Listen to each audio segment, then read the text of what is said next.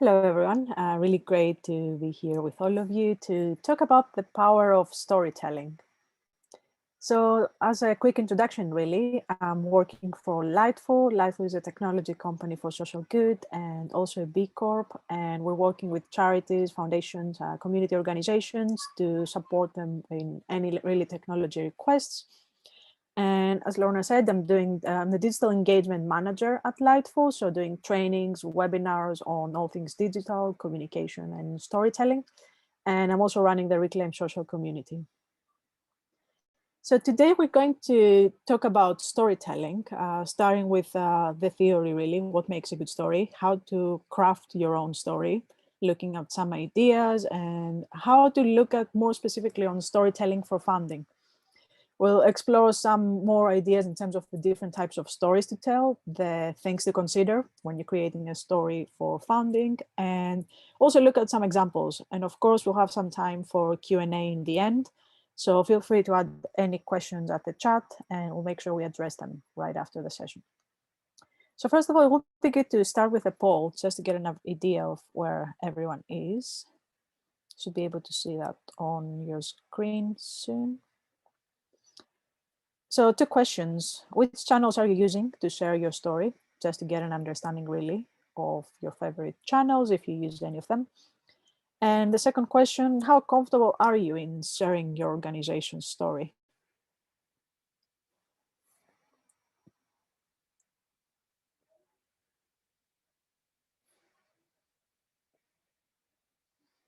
And we'll make sure we share the results once everyone votes.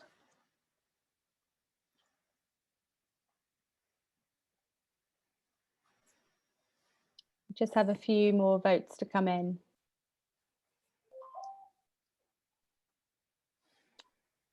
Give people a few more moments and then I'll end the poll.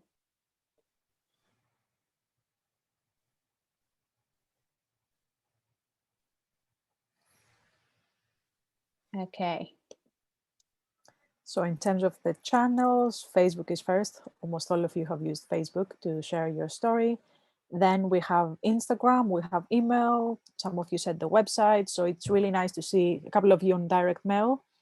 It's really good to see all the different ways you can tell your story. And of course, that includes the different methods to be able to communicate your story on different channels. And in terms of the question, how comfortable you are in sharing your story. So there is a mix here. 5 of you said I want to get better at it. 4 said I'm very comfortable, and 3 slightly comfortable. So it's really nice to see a diverse audience, and hopefully will help you all in different ways. To be able to see the results. Perfect. So moving on, starting of course with the power of storytelling. So why do we think storytelling is important in general? So stories are everywhere. And if you think of it, they are the heart and soul of everything we do in terms of our projects and our work. And they also allow us to connect with others. So it's very important to be able to understand how you can really make the most of storytelling and how you can tell more effective and engaging stories in order to be able to communicate your message even better and get across the action that you want to achieve. So what makes a good story really? Of course, that's very subjective, but in general, when we think of a good story, it has to be, first of all, authentic. It needs to be relatable, and you need to connect with your audience, no matter who you want to target. But also you need to have it structured. So you need to have some sort of beginning, middle, end, and we'll mention more about that. You need to have context. Without context, you can really help someone to connect with you. And you also need to blend the emotion with the action. So it's great to appeal to someone, combine all the right emotions for their story, but you also need to have the action. You need to mix head and soul really, and make sure that everything is performed with really simple language. So no matter what kind of story you want to tell, you need to be able to connect with as many people as possible. So as we mentioned, every story, if you think of that, all sorts of stories have a structure, beginning, middle, and ending. So you start with thinking of the characters, the audience, the setting, then you present the journey, the challenges, and there needs to be an ending, a resolution, or some call to action. So if you think of that more practically, when you build a storyline, when you think of the arc, you can start by presenting a hook, something to grab someone's attention. Then you give an introduction, the character, the background, the context. And then you focus on the tension, the problems, the obstacles. How are you moving towards the story? And then, of course, you also want to focus on the resolution. How are you going to overcome the problems? What do you want to achieve? Or how do you envision the future? So pretty much when you put that into action, when you're thinking of crafting your own story and your own arc, it's good to remember that your story acts as your own narrative. So you could have multiple narratives based on the types of stories you want to tell, based on different use cases. But at the end of the day, you are the one owning your story. So you need to think of the continuity, as we said, beginning, middle, and end, and be able to answer in your story who is targeting, who are you going to reach, what are you going to communicate, why are you sharing that story, or when is this happening. So pretty much you want to present the need, the outcome, think of the better world. How are you going to tell a story to present the vision? What do you want to get with your organization? So if you want to work more on storytelling, we'll make sure we share this canvas. It's a storytelling canvas by Design a Better Business. And it's very useful because it's a really good exercise to start being better at storytelling. So as you can see on that, you start writing down, first of all, the subject. What's the story about? The goal, what do you want to achieve? The audience, who do you want to reach? Who do you want to connect with? And then what we said, you build the arc. You start with setting the scene, make your point, get into the conclusion and the outcome, and then make sure you focus on the actions and the next steps. So feel free to try that out at your own time. It's a good exercise really to be better in storytelling. So now in terms of crafting the story and getting ready to be able to tell your story, it would be 3 steps, I'd say, in terms of the process. First of all, you want to prepare as much as possible, obviously. So you want to pick a theme. What would you like to talk about? Are there different themes that you want to use in your organization? Is there something specific you want to talk about? Then start organizing your content. What kind of story do you want to tell? Do you want to use specific images? For example, most of you said you're using Facebook. Do you want specific photos? Or what kind of content works for this story? And then you might want to think of the potential sources of storytelling. If you're talking about a specific project, about volunteers or someone else who might be involved, how can you make sure you involve them as early as possible to prepare the story and everything you need to have ready? Then the second stage is about planning. So who do you want to reach? Think of your audience, think what you want to achieve. And that's again, very useful if you work with that canvas as an exercise. Think of your objectives and decide the channels that you want to use so that you are as organized as possible before you actually tell your story. So then the last stage is to actually create the story and be able to share it. So you want to focus on the structure and think, as we said, beginning, middle, and end. What do you want to achieve? How are you going to present the story? Focus on the action. So when is the right time to make the ask? What are the next steps? And what would you like to get out of that? What would you like your audience to get out of your story? And as we said, focus on the outcome. Every story has to have a very clear ending in terms of the solution, the vision, or what you want to get out of this. So for example, if we think of storytelling for social change, you need to work on your narrative, which is what we described right now, on knowing what you want to communicate, but you also want to inspire action. So ideally, you want to have a good mix between the two so that you know how to tell your story, but you also want to make it actionable so that others are inspired and they instantly feel that they want to find out more and they want to help you. So when we're talking about funding, obviously you need to have your narrative. You need to inspire action, any outcome that you feel is ideal for you. But you also need to consider, what do the founders want? So if there's a specific founder, is there something that you want to adapt in your pitch?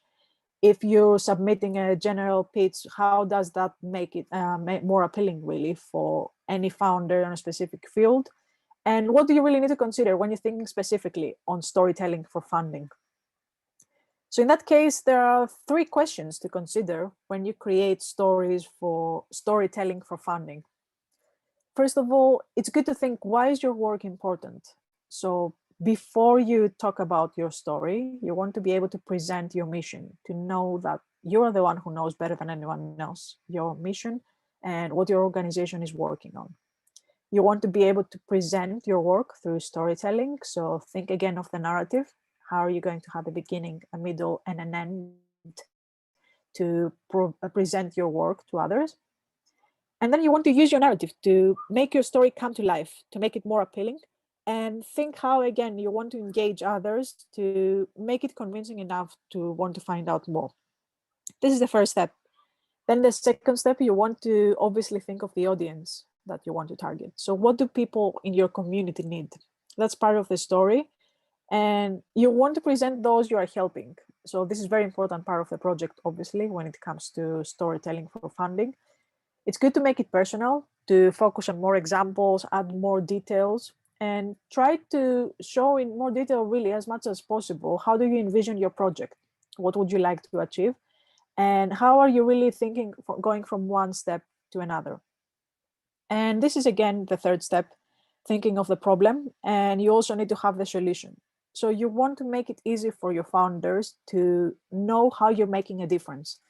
You want to present the story in a way that is simple, structured, but it's also very easy for them to understand what you want to make out of the story and, of course, the funding. So make sure you focus on the action, make it easy to follow and easy to connect in terms of getting the desired results. So more specifically, if you're thinking of telling a story through Action Founder, there are three main questions in terms of building the arc of your story. The first question is, what's the problem?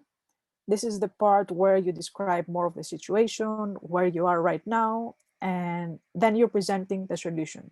So the second question is, this is what I want to achieve. This is how I imagine the outcome. And these are the steps that I want to follow to go from the problem to the solution. And then the third question, which is also very important, and it's really useful to be able to understand that part, is why are you the best place to deliver the solution? So this is the part where it gets you to really own your own story and be able to convince everyone that you are the right one to deliver this solution. So this is very useful, as we said, to connect with the founder and the audience, to be able to share more details, to add more context, and prove that your story is really making sense from one step to another, and that in very simple and structured way, you make it easy for someone to follow you. So some tips to consider when you're crafting a story or your next pitch.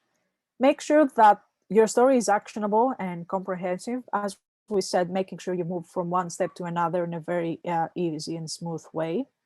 Make sure you use simple language. No matter who you're targeting, it's always good to have very simple language, very actionable and easy to follow.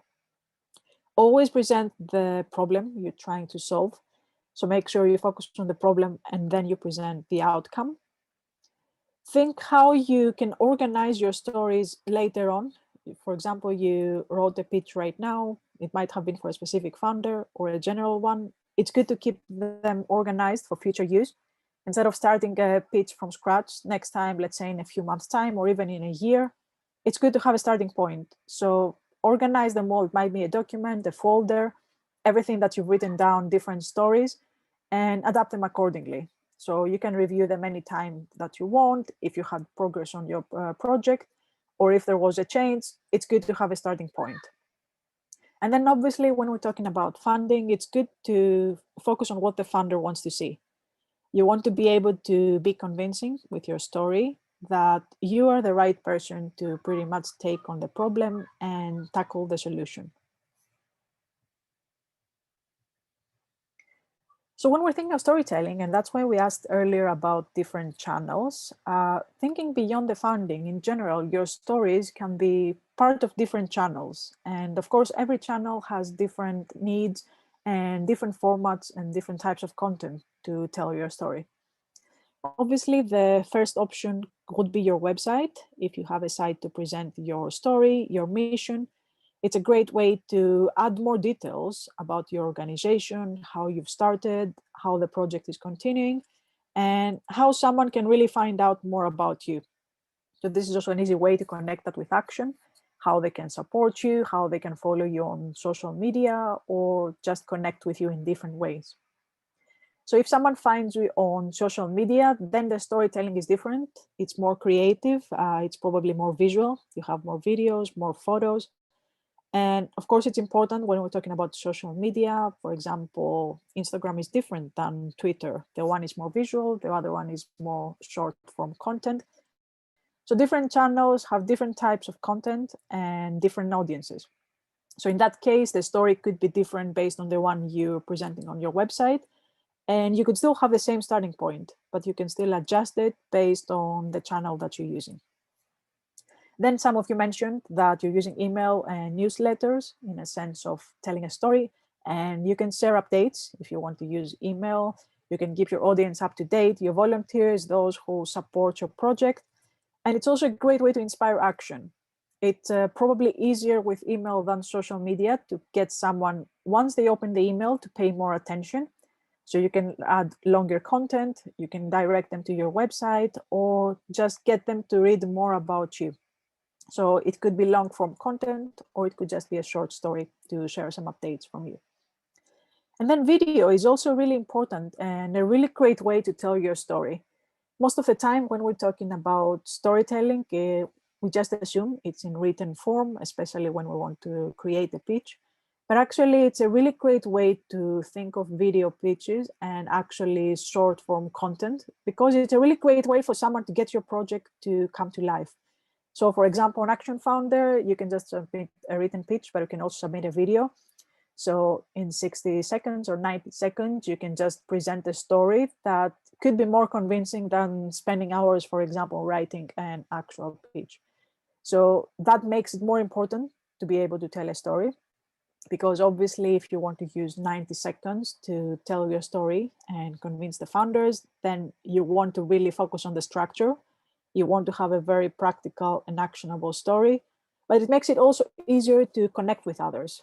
It's easier for someone to just feel that they understand more of your journey, your process, and how you envision the change. So if you haven't really tried that up to now, it might be a good idea and good exercise to try out the video form of pitch for your next funding. And just some examples really to give you more inspiration in terms of different uses of stories and how they're really everywhere.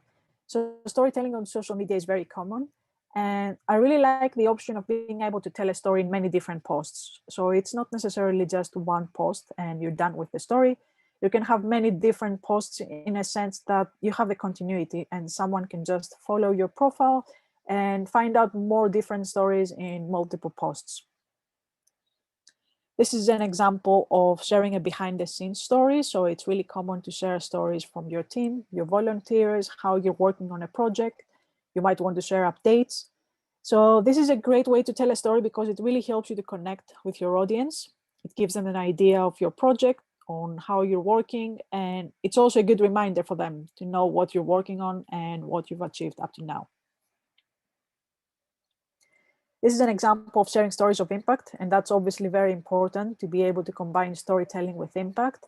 It's a nice way to share what you've done up to now and what you want to achieve next. Focus on the numbers, you can focus on your team, thank your volunteers, everyone who really is part of your project. And of course, social media is great in terms of sharing such images, thanking them for their support, and also reminding them of the next steps. It's not just about what you have achieved. You also want to focus on what's next and how they can support you in the future.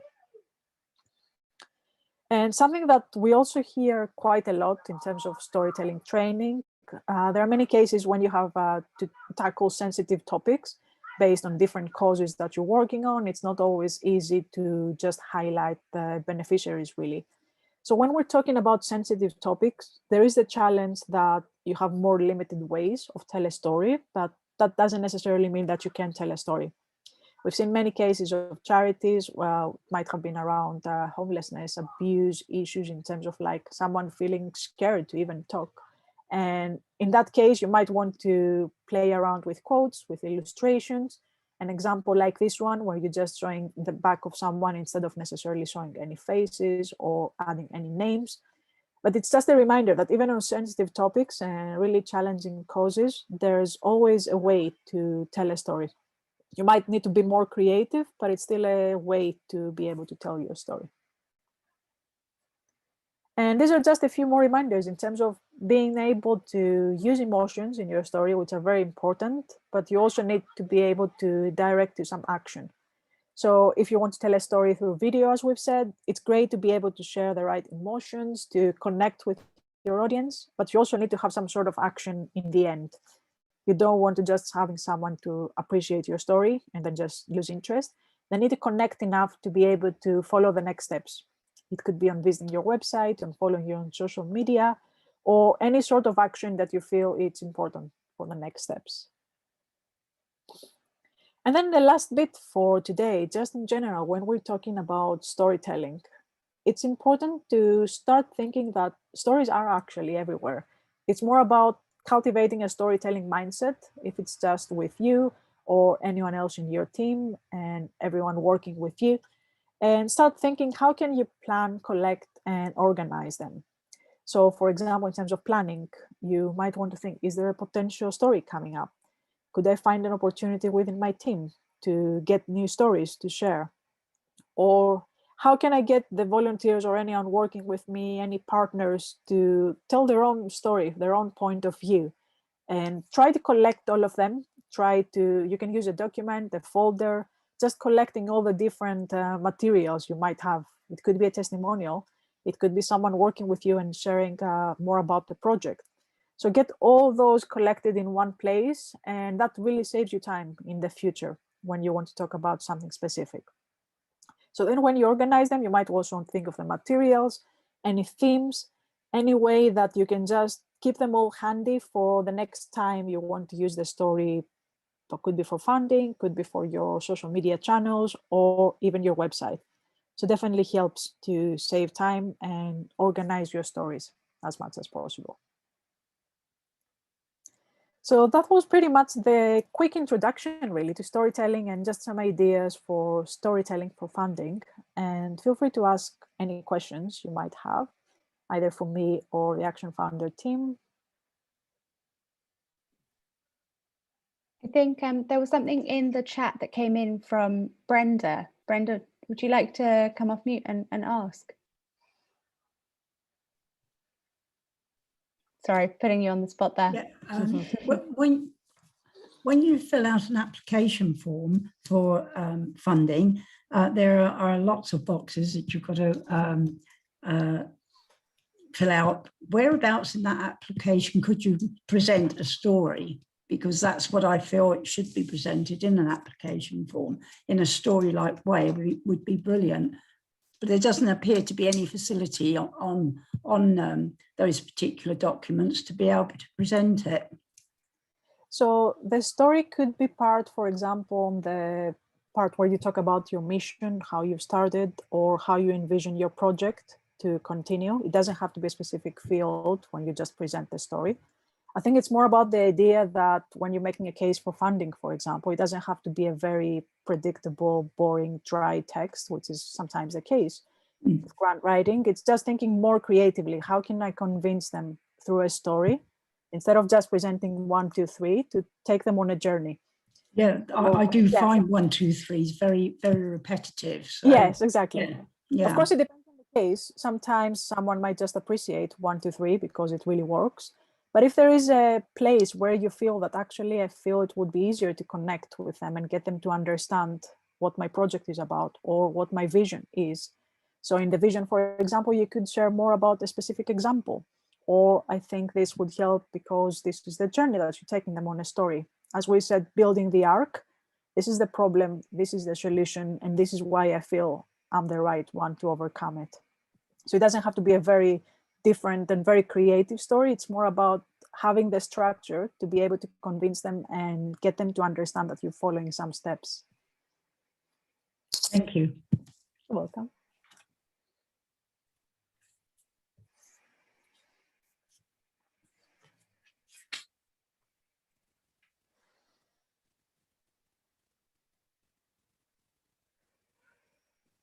Any more for any more? Any questions on the various different digital channels available or funding applications and the ways in which you can tell your story through them or attract funding, not just through grant applications, but other means? as we all know, getting funding in for projects takes a hustle. It takes a whole variety of different funding streams. So if there are any questions on the different platforms available to Storytell and how those can support you in your funding journey, you have these invaluable moments with Teresa now. Do post them.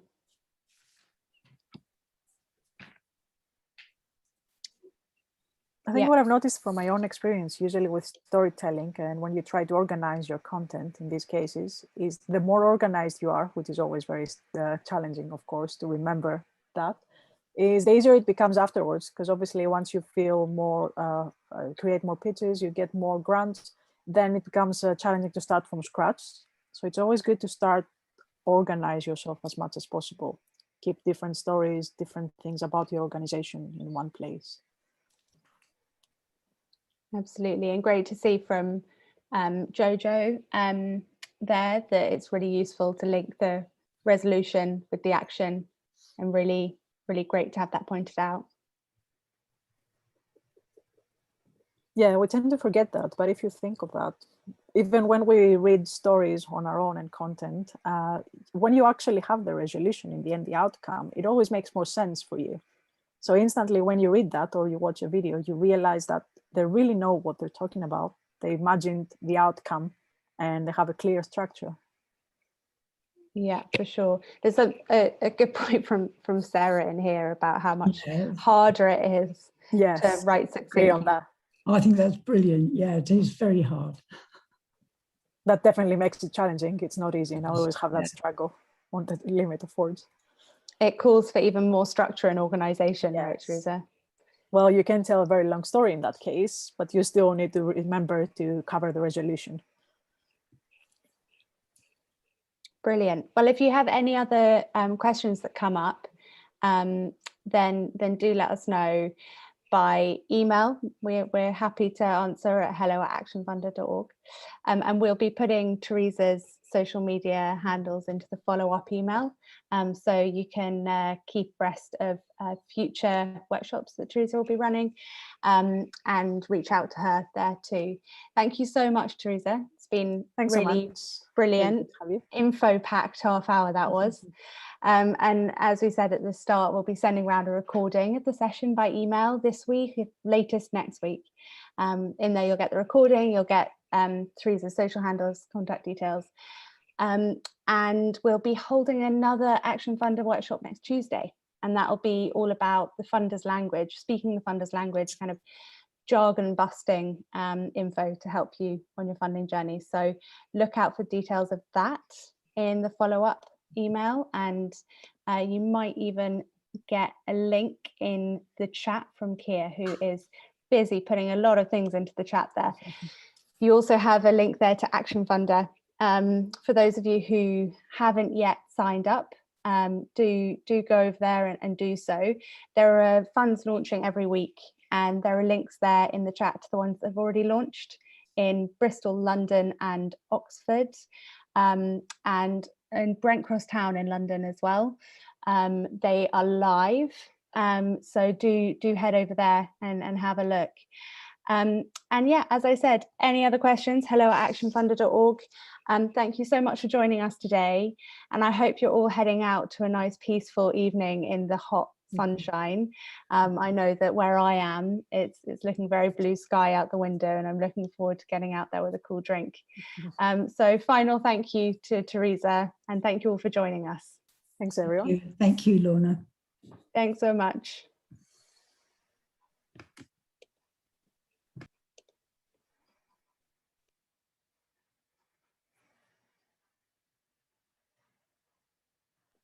There are always a few people at the end that need to be just gently put into the waiting room.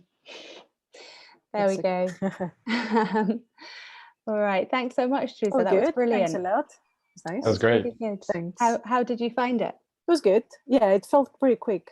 It's yeah, covering, but it felt very quick. Half an hour is quick, yeah. Right? You definitely don't have much of an opportunity to kind of get very creative No, it's way better this way rather than very long Yeah. sessions, really, for everyone. Yeah, I think so. I think so. We've had good feedback about keeping it short and snappy and info Yeah, yeah. packed. I learned a lot. I really Good to enjoyed know. that. Don't know about you, Keir, but Yeah, it I was great. lapping up that information. And do send over, as we said before, any info that you want to include in the follow-up. Yeah, yeah. And are you happy for us to put the session up on Yeah, YouTube? feel free. Yeah, yeah. Okay, brilliant. Well, I think that's us. Is there anything we need to talk about before we head off? I think so. Good.